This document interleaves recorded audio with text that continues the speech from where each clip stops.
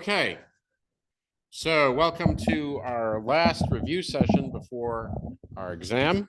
There's a couple of things that I thought I would do just right off the bat. I assume that people want to see the quiz, even though you should have all the answers and everything. So let's take a look.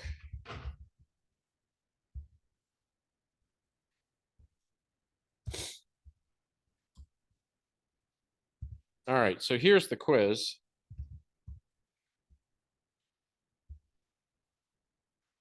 So the first thing is a variant on something you've seen before. I think I just changed things around a little bit. So what we have is a class called MyKey. It's got this char at method on here, which avoids any possible array out of bounds exceptions. It's got an equals method on it also, which I think is largely irrelevant. Then we have the compare to method, okay? And so this compare to method takes a MyKey as an argument. And the reason it takes a MyKey and not an object is because I have the MyKey in angle brackets at the top. Okay, so what I'm going to do is I'm going to sort of do my standard way of calculating a diff for the purpose of doing this comparison. I initialize it to 0, and then I have a bunch of if diff equals 0, this, that things. So I'm going to first look at the first character. So that's for the sorting condition. The first character is most important. Okay, for the second condition, if that's equal, the second most important condition is the character in position 2, and of last importance is the character in position 1. Okay, so so index 1, index 2, index 0. So when I say it's not really first, it's index 1.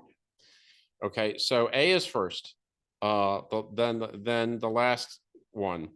So what we want is we want one of the keys that has an A in the middle, right? And then since the last key is the most important, it should be fab, right? Since position 2 is next in importance, so we got 2 with A's in the middle position at index 1, and of those we have fab and BAF, and B comes before F, and we're going on the second on the character at position 2 second, right?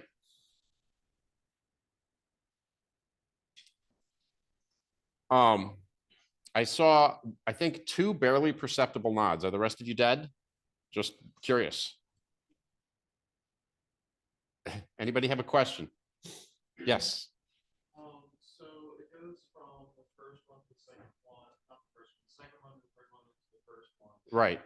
So I'm still a little bit confused about how that actually sorts them. Like I understand the process and how it goes. So what happens is, all right, okay, so the question is, how does it actually sort them? So the sorting happens, of course, on this line, which calls arrays.sort, which is the built-in sorter. And the built-in sorter, the way it's going to compare individual items, right, is it's going to use the compare to method. And the compare to method is here, okay? And if a compare to method gets a less than, gets a negative number, it's going to assume that if I have A and B, that they're in order. If it has a positive number, it knows they're reversed order. And if it gets a 0, it knows they're equal, right? So what it's going to do is it's going to walk through either a merge sort or a quick sort. And each time it does a comparison, it's going to call that compare to function. And that's how it's going to do it. Any other questions? All right.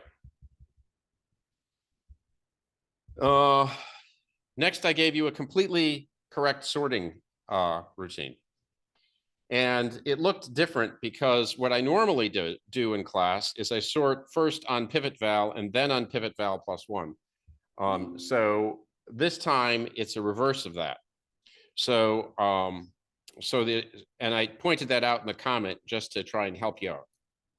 So So I sort on the pivot value first. That means that the I1 is going to point to the beginning of the value at I1 is going to be the beginning of the things that are greater than the pivot, right?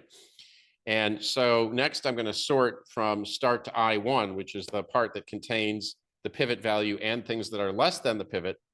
And I'm going to give it the pivot value. So now I'll have it sorted into my three groups. But now, instead of having, so in the previous iteration of the sorter, I had I1 and I2. But because I did it in the reverse order, those two variables have a reverse meaning.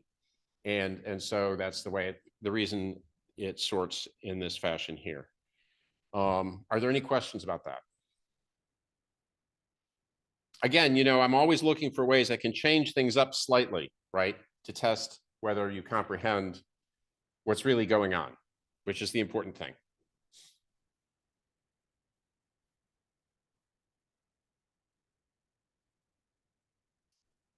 All right, everybody understands it. And then I had a true false. Oh yeah, no, that was the true false, sorry. Then I had a word count program. And what the word count program does, right, is it scans through this string. And each word it finds, each sc.next that it finds, it's going to treat that as a word, just like we did in the example in class. If the word is not in our map, then we're going to put it in with a value of 1. If it's already in the map, then we're going to put it in by first getting the value that we already had and adding 1 to it. So what that's going to do, of course, is just what we did in class. It's going to count the number of times it sees that same value. And if you look at this, and this is also using a tree map, right? And a tree map, as we know, always keeps things in order, right? So when you iterate through it, you always get the first thing first, right? As a hash map, it comes out in random order. With a tree map, it comes out in sorted order.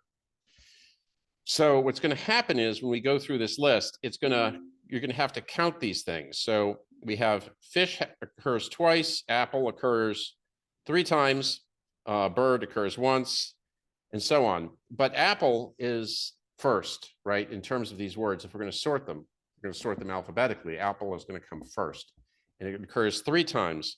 So we want apple 3 as our answer. Yes, hold on. B, it's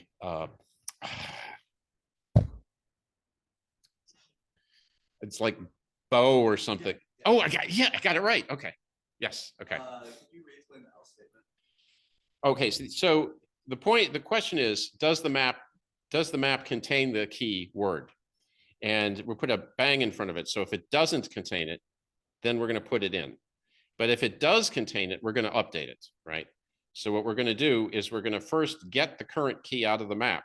Now that's going to be a capital integer, but Java is automatically going to let that integer math work when I add 1 to it. So if there was a 1 in there, this is going to become a 2. And I'm going to update that map to have a 2 instead of a 1. So the point is that whenever I hit this else statement, and every time I see that word again, it's going to increment it. So when I see apple 3 times, that's going to put apple 3 into the map. Everybody got that? If I change it around and put it on the exam, you're all going to get it? So, this is because you've done so how would you like get a specific value out of the tree map? Do you have to go? Well, any kind of map has an iterator. We talked about them, right? We can go over keys and we can go over values.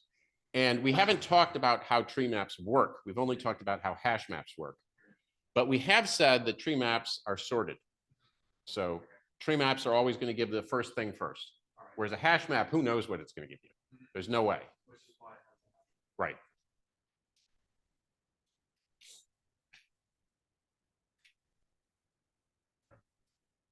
Okay, so that's the quiz.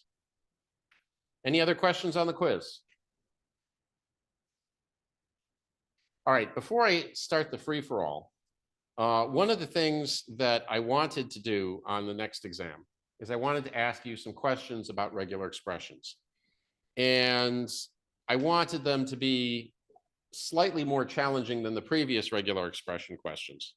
And so I came up with this thing. And I just thought I'd show it to you before, I hit you over the head with it.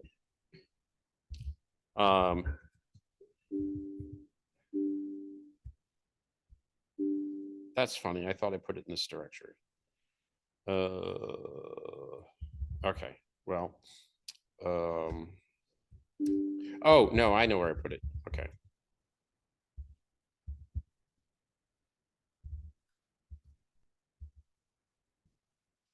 All right, so this is the way the program looks. So what I have at the top is I have a scanner that is initialized with some string, right? And then I'm gonna print that string in single quotes. And then I'm gonna do this loop that you've seen many times before. I'm gonna say, while s.has next line, s.find in line pattern does not equal null, and then match result m equal s.match. And then I'm gonna put m.group 0, which is the whole match. And I'm gonna put that in single quotes. And if it doesn't match, I'm just gonna put nothing, okay? And then I've got a bunch of things that I'm testing.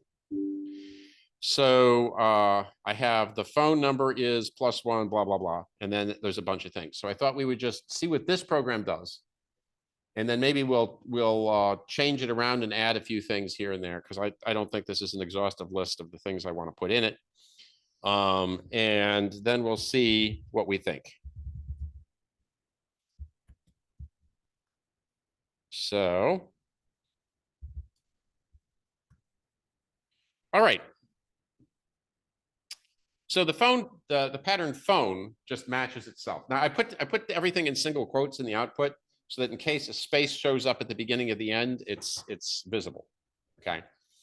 So anyway, I put phone matches phone, phone plus matches phone, parentheses phone plus matches phone. So that's a little awkward. Let's change the sentence up so that we can see the difference between those a little better. The phone, I'm going to introduce some kind of typos here. The phone and the phony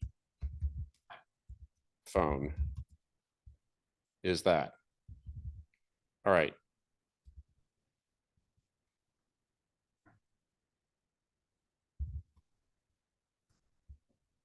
Okay, so phone still matches phone, right?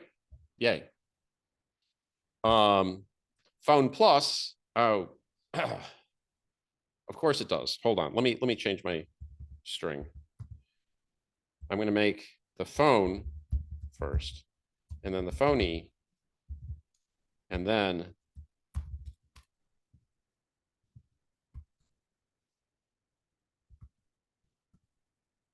all right. All right, I can do this. I can do this.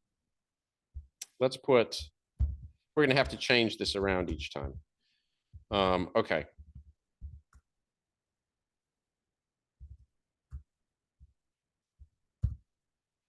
All right. So phone, right, matches phone. That's not a surprise. Phone plus matches the phoney, right? Because the plus matches one or more things. So that only makes sense, doesn't it? But the phone entirely in parentheses with a plus only matches phone. So let's change that up a little bit, just so we can see the different behavior. All right.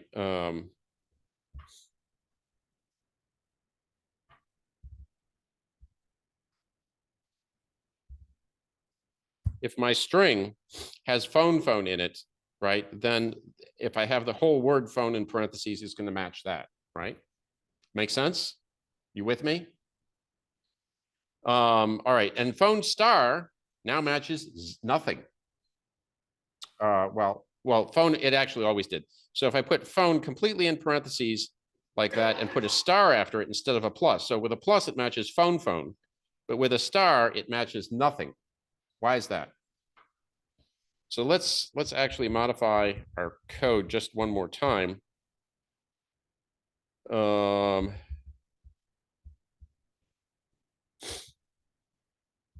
Static Boolean first equal true.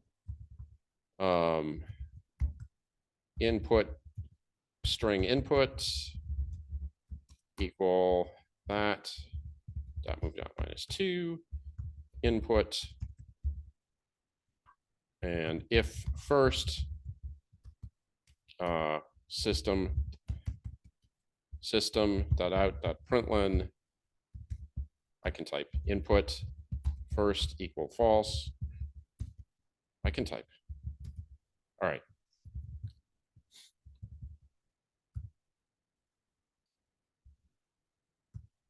Okay, so I'm showing the string I'm matching at the top, right? And what happens, phone matches phone, it's going to match right here, right? And phone plus is still going to match the same thing. It's just there's only one E in a row there, right? And then phone plus with the parentheses is going to match the whole word phone multiple times. So it matches phone, which is fine. But phone star matches 0 times. I mean, well, it can match 0 times. So it can match an empty string. So because it's a valid match, right, it's going to match the empty string at the very start of this string that I'm looking at. So that's kind of a tricky thing that you have to be aware of with star, is that it can match 0. And sometimes that's what you want, and sometimes it isn't. All right. What's that? So that's just the rule for star. Star matches 0 or more things, and plus matches 1 or more things. So the point is, right, I can make this phone do what I expect by putting a plus here. But if I put a star, I'm kind of expecting, oh, it's going to match phone. But no, it matches the empty string. Right? This is a common trap that you fall into with these things. Now, I have the word the with a star after it. And that matches the word the. Why does it do that? Why didn't it match the empty string?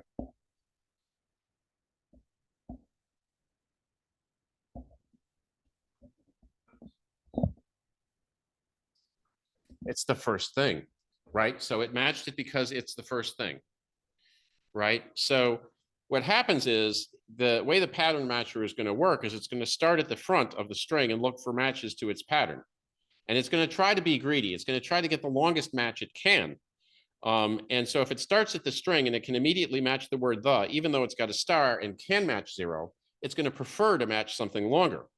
On the other hand, if you put phone star on there, then it's going to start at the front of the string and it says, there's no phone here, but there is an empty string. I'll take it. And so it stops. Okay.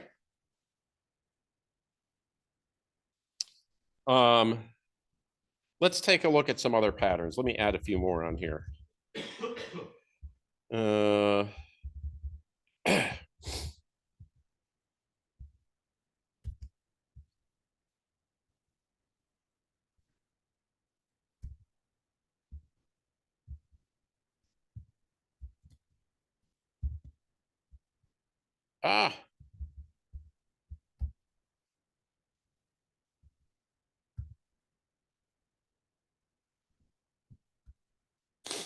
Okay, so if I put \w plus, right, \w, well, let's walk down this list anyway. So I had \d plus, and that matches the 1. And again, this might not be what you're expecting, right?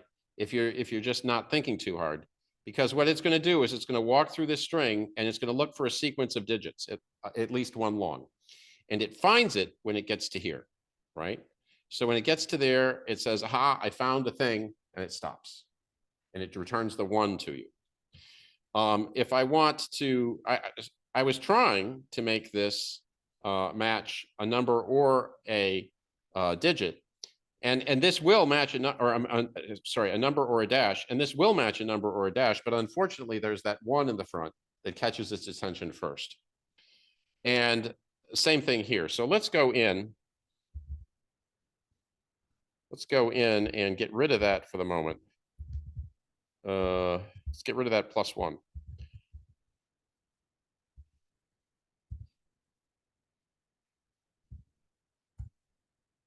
Okay, now it's behaving a little better, right? So the backslash D plus gets a 201. The 0 to 9 with a minus, unfortunately, oh, shoot. Hold on. I have an error.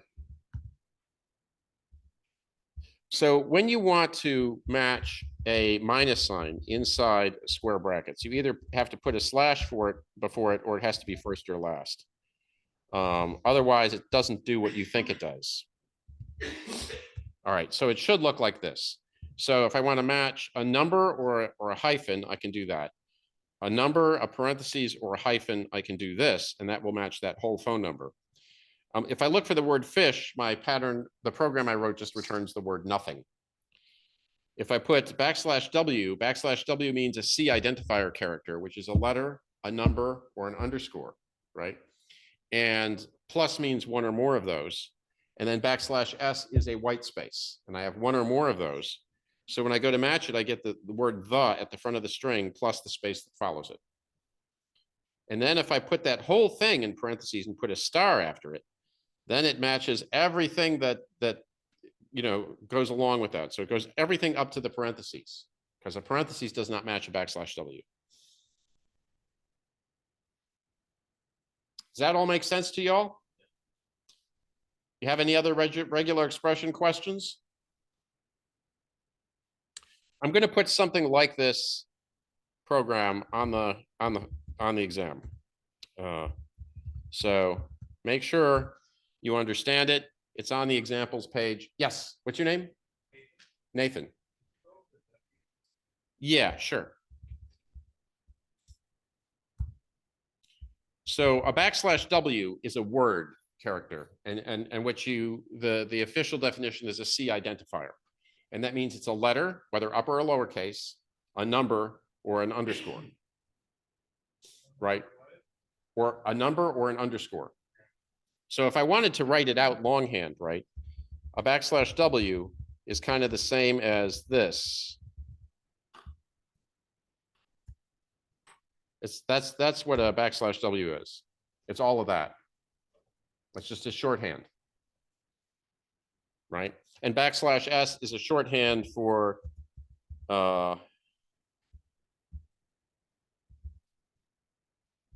something like that, right? All the different things you can't see.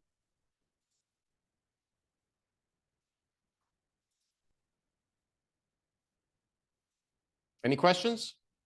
Yes. What's your name? Lillian.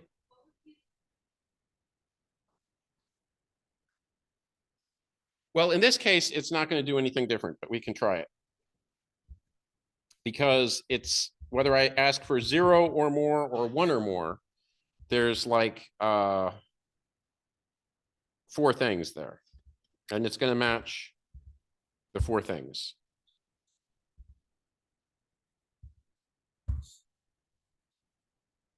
Right? Because it can match from the beginning. Now, if I were to say, change that pattern, and I were to say, put a phone in the front of it like that.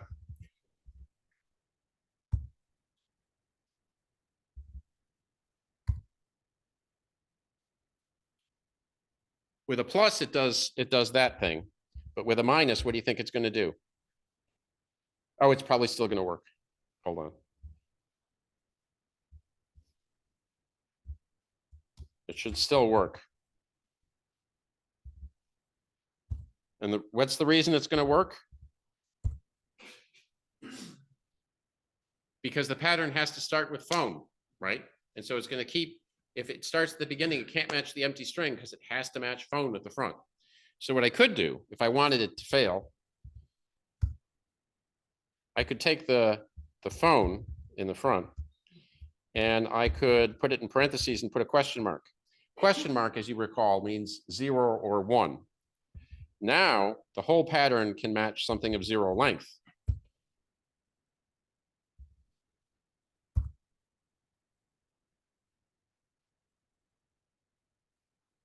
Oh, of course, it still worked.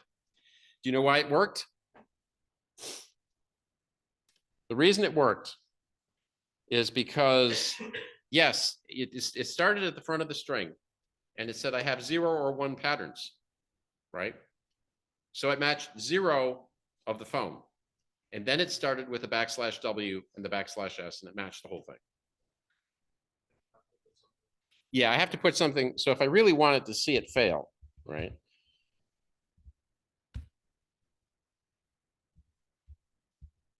I have to maybe put a P there.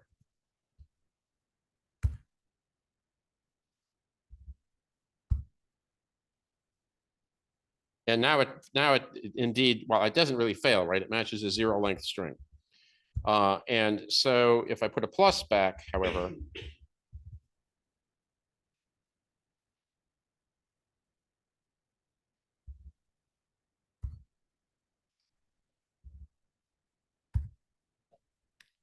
then it matches stuff again.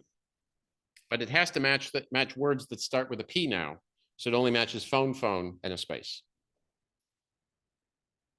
All right. So hopefully that explains to you some of the regex stuff, if it was unclear to you before. And this gives me a framework for giving you a pattern and a string and understanding exactly what I want you to give me in terms of an answer. This program does. So I will have a variant of it on the test. JJ. It's a literal P. It's just a literal P. I just wanted something that would fail to match the beginning of the string. And what I could do, here's another thing I could do. I could say anything that isn't a capital T. And the way to say that is $T inside the square brackets. Now it will match anything that isn't a capital T. And so her phone number, right?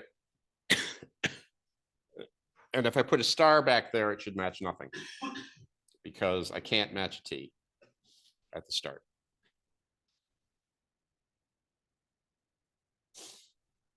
All right. Any other questions on regular expressions?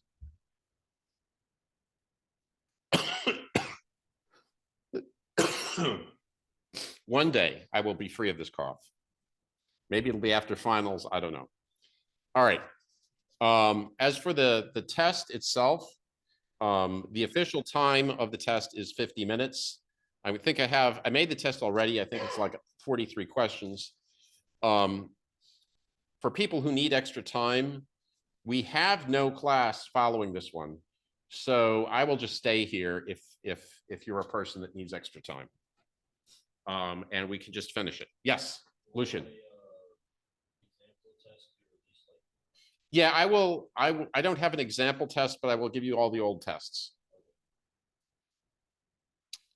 All the old tests and quizzes, and hopefully that's enough to prepare you. It should be. I mean, it's not going to be any fundamentally different concepts.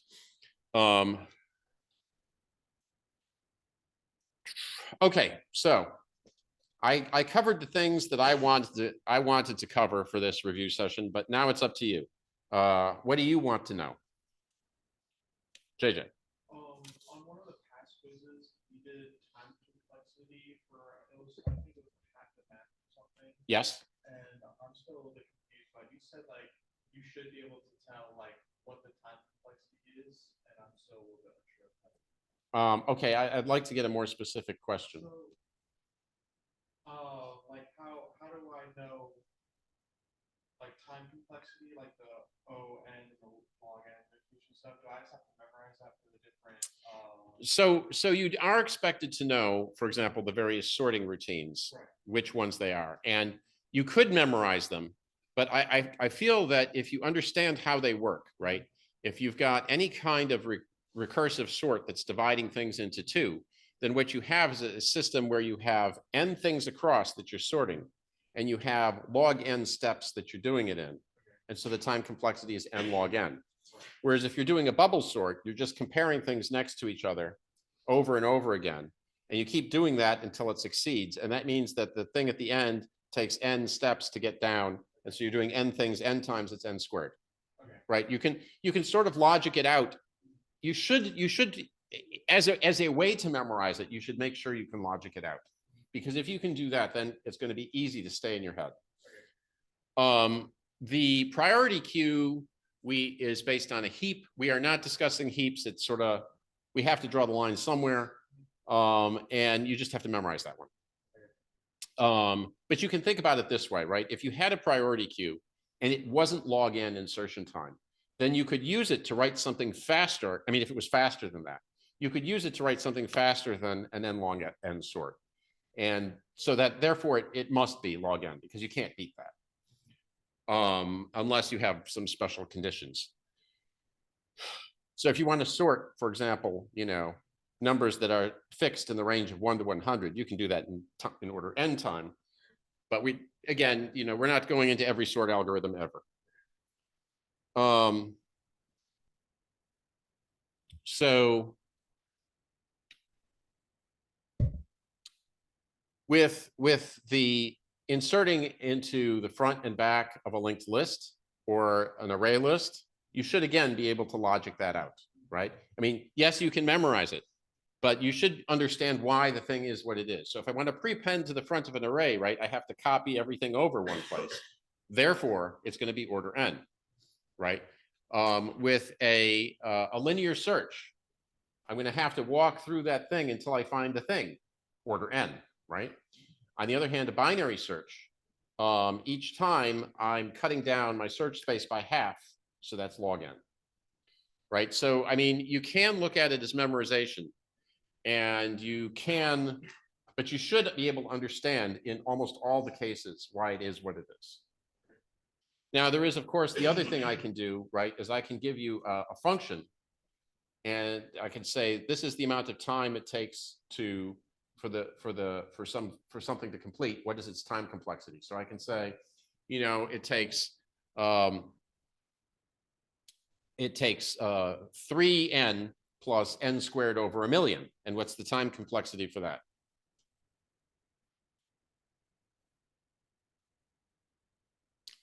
We only care about the asymptotic behavior, right? Only with very large n, right? So if I say 3n plus n squared over 1,000,000, it's the n squared that counts. Even though there's it's divided by 1,000,000, and you think of it as small. As n becomes large, even that million is going to become small, and the n squared is going to dominate. So what you want in those kind of situations is you want the limit behavior, right? And that's the n squared. Now, the other special case to that, right? And I've talked to you about this, and I think we've had it on a quiz before or something, is something that matches the pattern of a quick sort or a merge sort. So if you have something that is, so if I say,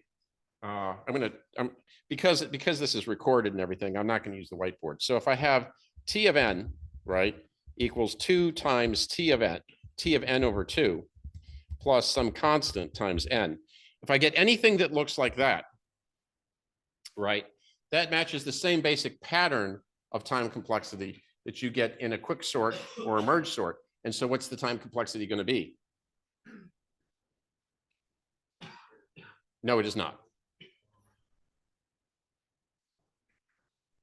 What is the time complexity of quick sort? Somebody. N log n, right? Remember, what we're doing is we have n things and we have log n steps, because we're dividing by 2 each time. Whenever we divide by 2 each time, we have log n, right? Okay, so if you see something that looks like that, then it's going to be n log n. All right.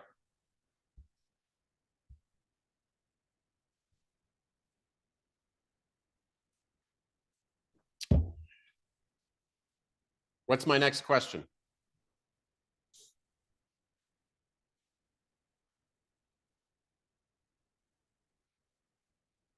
Yes, Chris.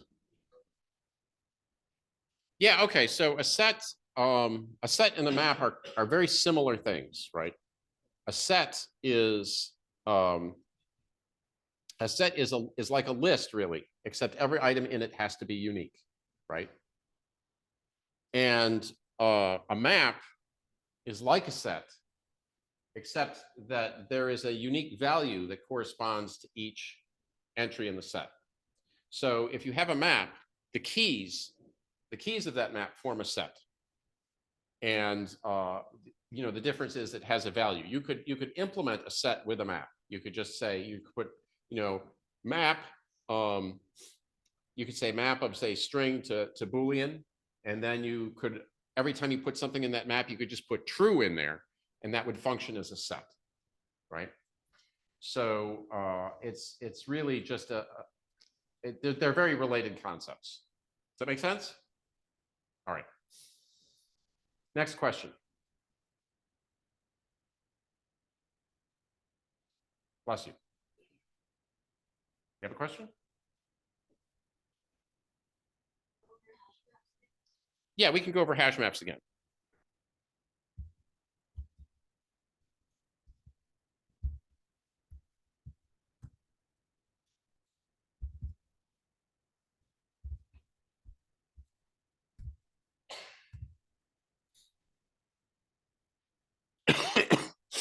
All right. So here was my hash map that I did. And so I have a size that I was keeping. Oh, so the key thing in the hash map is I have a list of entry objects. I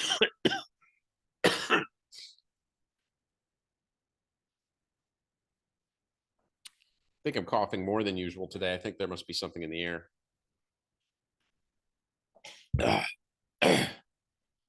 All right. So I have a list of things. And the reason I have a list of lists is because the inner list is a bucket. So think of it as a list of buckets. Don't think of the list of lists. Think of it as a list of buckets. Each bucket is a list of entry objects. And entry objects look like this. They have a final object K, which is the key. Excuse me. And they have a mutable object V, an object we can replace called V, which is the value. So I also have a constructor which sets both my key and my value, and I have to use that constructor because key must be initialized because it's final. And then I have a get key, a get value, a set value, and a toString. All right, so I have my list of buckets. I have my list of buckets here, named buckets. And I have a compute size. And what compute size is going to do is it's going to walk through that list, and it's going to add up the size of each bucket. And that's going to be the size of my hash map. Man, I'm struggling. Okay, so then the thing that we have to decide when we do our hash maps is the number of buckets we're going to have. And the number of buckets by default is going to be 100. So if I have an empty constructor, I'm going to call this with 100. If I put this here as the first line, that's going to call another constructor on my same class with this as the value. So this will call my hash map with 100. And what it's going to do then is it's going to go through, it's going to look at the size of the bucket list. And as long as it's less than n, it's going to add another bucket to the bucket list.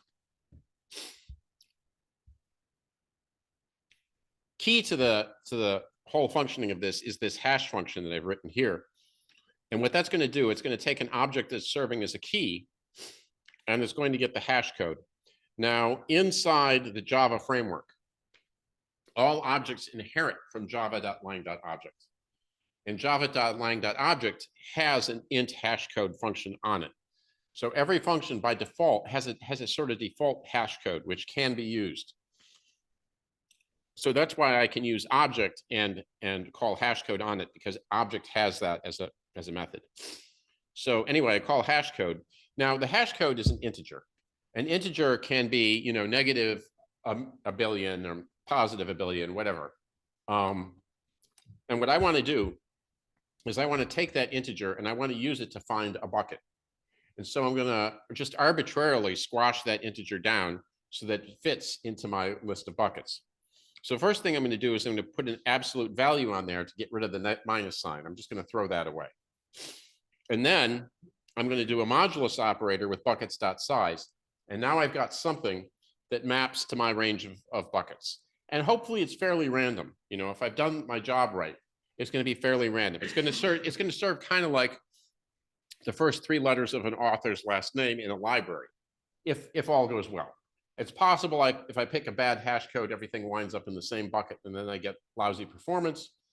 But hopefully I do a good job and that doesn't happen. Okay, so now we look at the get and put methods.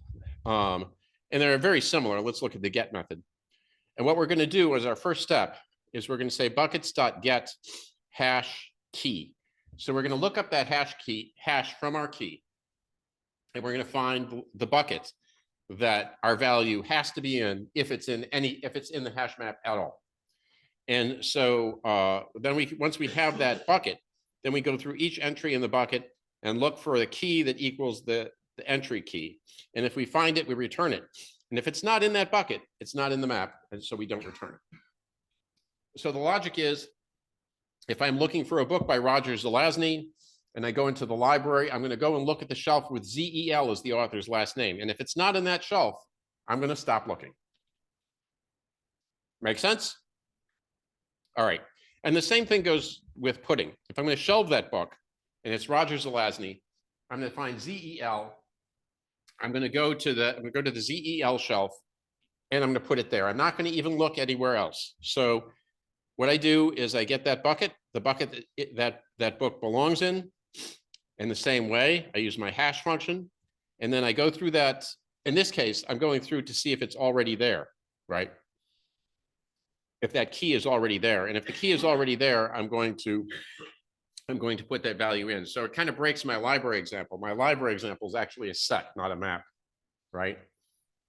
But in any event, if that library book, if that key is already there, then I'm going to update the value and return. I'm done. If I don't find the key, however, then I have to add it. So I have to add that to the bucket, and then I increment the size by 1. If I'm replacing a value, I don't increment the size. Okay, and that's the basics of the hash map. The rest is how to do the iterators, which I also want you to know how to do, but that's sort of a different topic in a way. All right. Yes, JJ. Can you go over just iterators, like the basic functions? Yeah, so iterator is an interface, so you can't instantiate it directly. And it has 2 methods on it that you normally care about, next and has next. And what you do is you make a while loop, and you say while has next, and then you say, you know, value equal iterator.next. And that's the way you write the loop. And if you have a class that's some kind of collection, like a list or a map or a set, right? And that implements iterable, then that means that if it implements iterable, that means it has a method on it named iterator that returns an iterator, and that object can be used as the right-hand side of an enhanced for loop.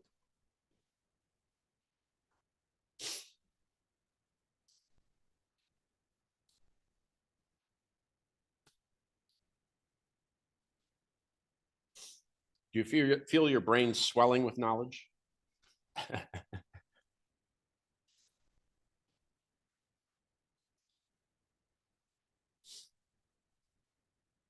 you just show us an example of iterator? Yeah. So there's one in here. I think this one is kind of a tricky one. Yeah, so the entry set one was the tricky one. You may recall. So this one, the basic thing that you have okay, so this has a method called entry set, and it has an iterable that it returns.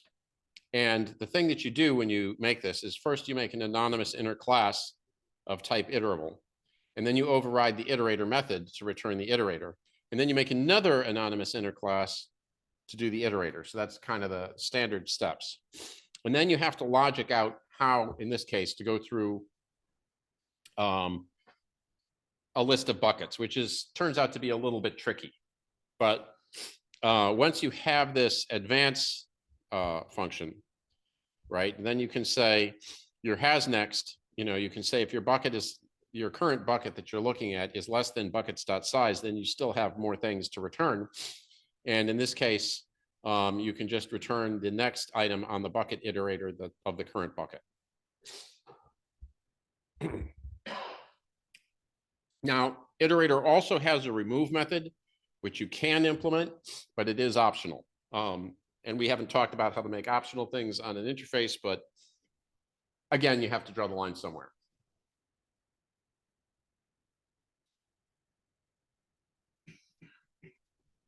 Questions?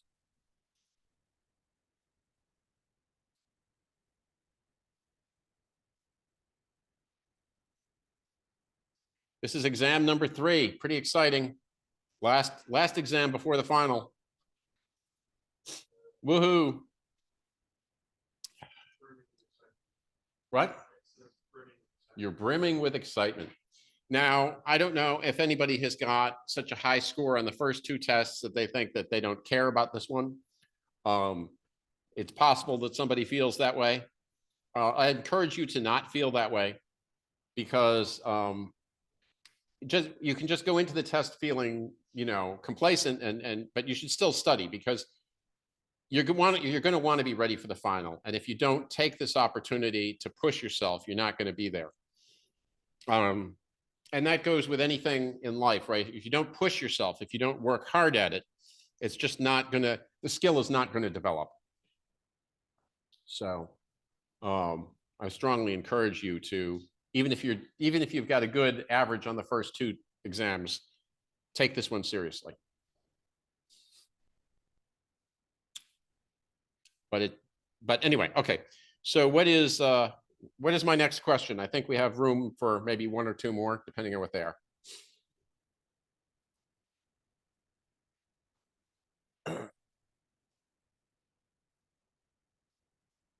This is your last chance to ask me anything. My key. You mean from the quiz? All right. So the idea behind my key is I'm writing a compare to function, and my compare to function is deciding how I order things. All right. Right. But the method has got to return a number that tells me the ordering, or the relative ordering of 2 things. So what's going to happen is I'm going to give the compare function, the compare to function, 2 things. I'm going to say, which of these comes first? If they're already in order, give me a minus sign. If they're equal, give me a 0. If they're out of order, give me a positive number. And in this case, the first thing I'm going to do in this method is I'm going to say, does the first character differ, right? I'm going to subtract the 2 and assign it to div. Now, if I get a 0 there, then I will go on to the next method. If I don't get a 0, then none of these other lines do anything, right? So if the first character, so I'm going to compare with not the first character, I keep saying that. If the character at index 1 is lower, is different, I'm going to sort by that. Only if that is those turn out to be the same, do I look at the character in position 2. If the character in position 2 is also the same, then only then do I look at the character at position 0, the true first character. That's the logic of it. So if something is different, how does it get changed? So like if the character at index 1, if say the first one's B, the second one is A, so if the one that has A, that gets swapped. So each letter has a numeric value, and I subtract them. Oh yeah, so the sort routine is just going to be a sort routine. It doesn't matter which one it is. Each of the sort routines works by repeatedly comparing pairs of things. So if it's a quick sort, it repeatedly compares a value with the pivot value, right? And if it's a merge sort, then it's constantly comparing the front 2 things as it merges. And every one of the sort routines works in that way. And so if you just hand a sort routine a way to compare 2 things, it can do the rest.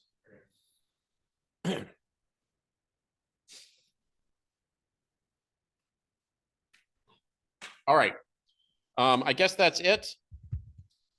Good luck. See you Friday.